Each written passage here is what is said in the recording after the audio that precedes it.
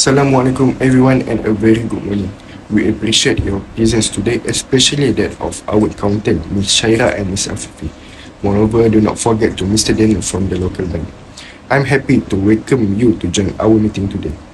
In my capacity as CEO, it is both a great honor and a huge duty to guide Tenaga Nasional Berhad TNB Malaysia.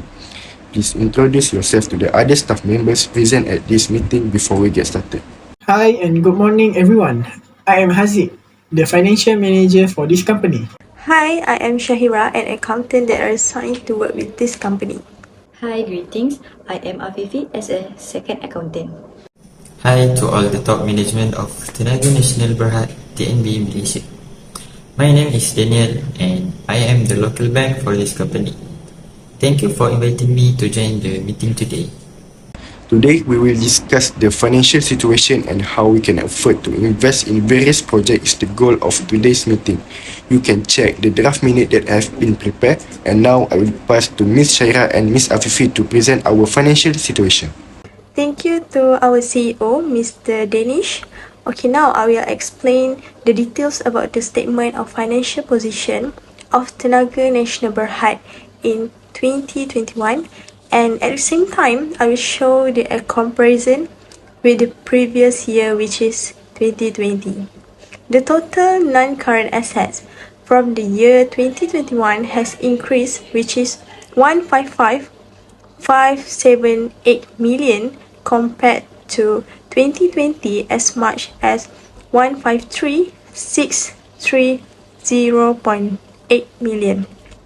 Meanwhile, the total current asset for the year 2021 has decreased, which is 27,022.6 million compared to 2020, with an amount of 27,802.5 million. Next, the total current liabilities also decreased, which is 27,216.9 million if compared to the previous year with 28,801.3 million. Meanwhile, the total non-current liabilities for the year 2021 has increased with an amount of 96,991.3 million compared to 2020, which is 95,182.1 million.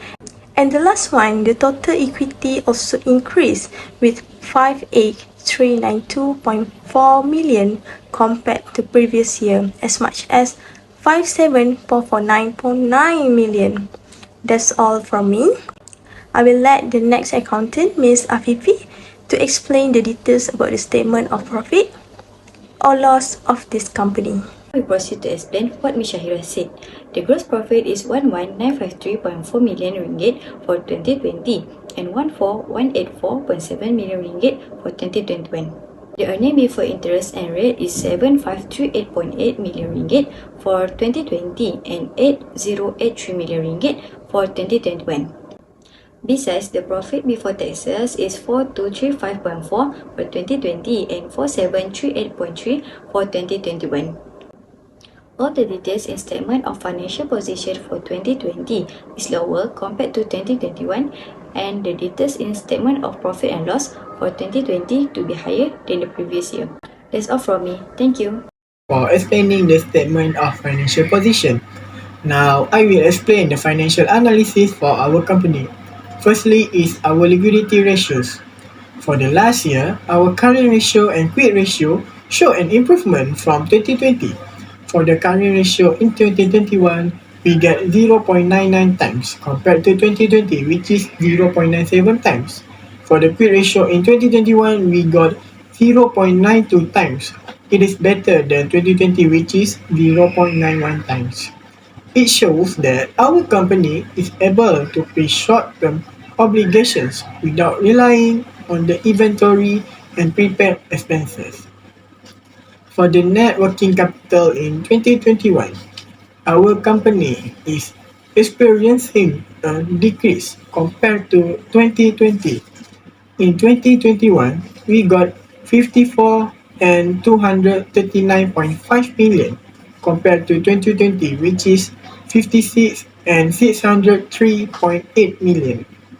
It shows that our company has limited measures in liquidity.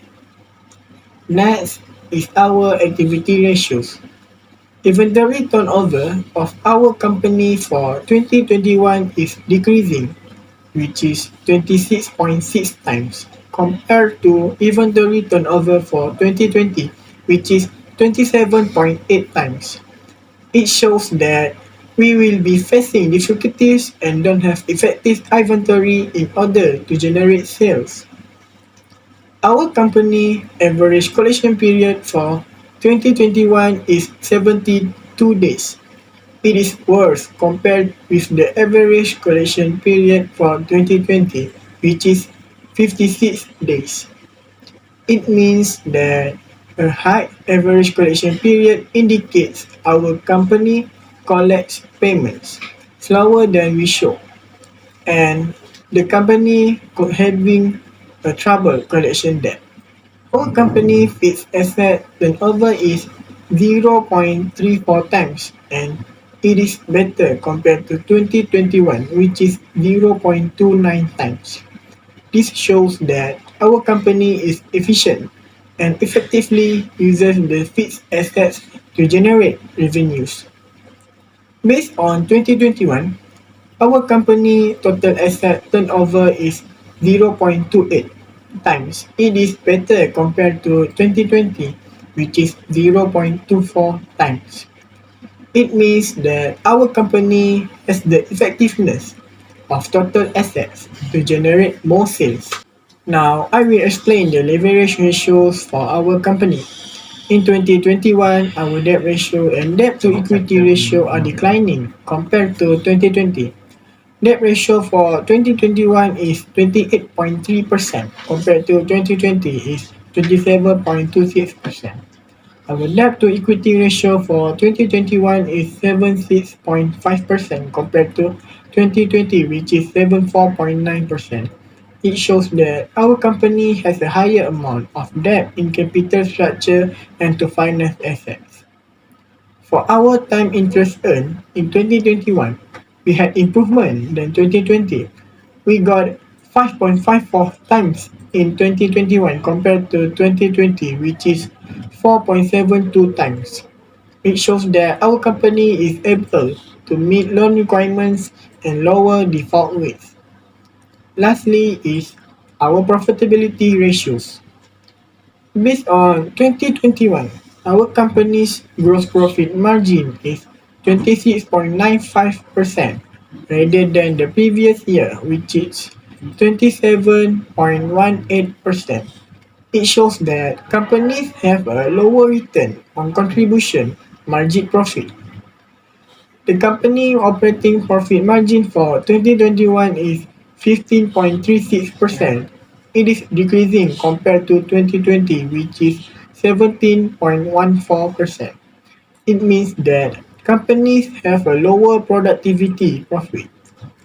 Our company net profit margin for 2021 is 7.34%.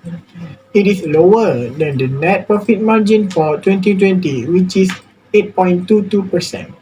It shows that our company has a lower return to shareholders.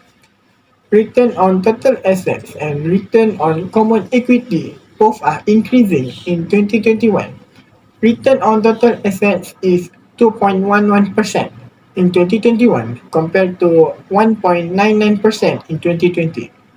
Return on common equity is 6.62% in 2021 compared to 6.29% in 2020. Our company has a higher return on investment and also a higher return to shareholders. Mr. Daniel, what if Tenaga Nasional Berhad TNB wants to apply for a loan from Maybank?